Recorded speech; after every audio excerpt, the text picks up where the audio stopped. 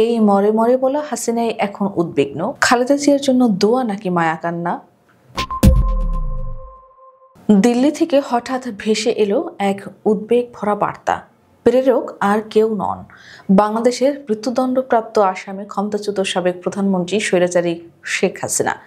একসময় যার অসুস্থতা নিয়ে জাতীয় সংসদে দাঁড়িয়ে ব্যঙ্গ বিদ্রুপ করা হতো, যার চিকিৎসা নিয়ে চলতো নানা টালবাহানা, আজ সুদূর ভারতে পলাতক অবস্থায় সেই ফ্যাসিস্ট শেখ হাসিনাই বেগম খালেদা জিয়ার জন্য সুস্থতা কামনা করছেন। রাজনীতির ইতিহাসে এই জন্য এক নিদারুণ কৌতুক। কিন্তু হঠাৎ কেন এই পরিবর্তন?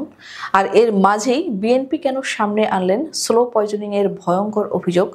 আজকের ভিডিওতে আমরা জানাবো সেই বিস্তারিত।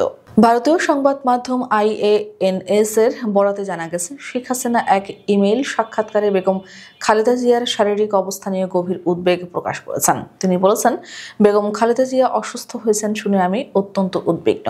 আমি প্রার্থনা করি তিনি যেন দ্রুত সুস্থ হয়ে ওঠেন।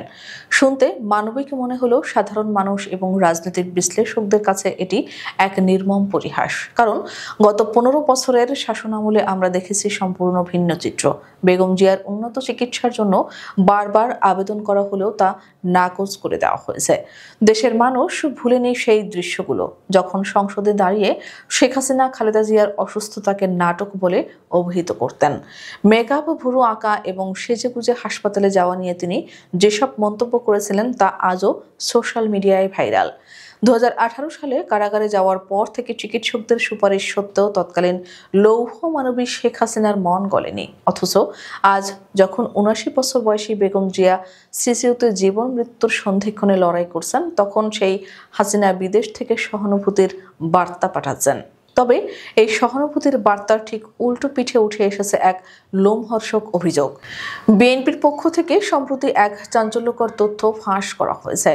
এক ভারতীয় সাংবাদিকের বরাতে বিএনপির স্থায়ী কমিটির এক সদস্য বলেছেন, কারাগারে থাকাকালীন বেগম জিয়াকে ধীরে ধীরে মৃত্যুর মুখে ঠেলে দেওয়ার জন্য একটি গভীর ডিজাইন বা নকশা করা হয়েছিল। অভিযোগ রয়েছে তাকে খাবারের সাথে স্লো পয়জন দেওয়া হতো। তিনি আরও বলেন, সেই সাংবাদিক তাকে জানিয়েছিলেন পরিকল্পনা ছিল খালেদা জিয়া যেন 2 বছরের বেশি না বাঁচেন। তারেক রহমানও তার মায়ের এই ভগ্ন স্বাস্থ্যের জন্য সরাসরি শেখ হাসিনার আক্রোশ এবং বিগত সরকারের নির্যাতনকে দায়ী করছেন।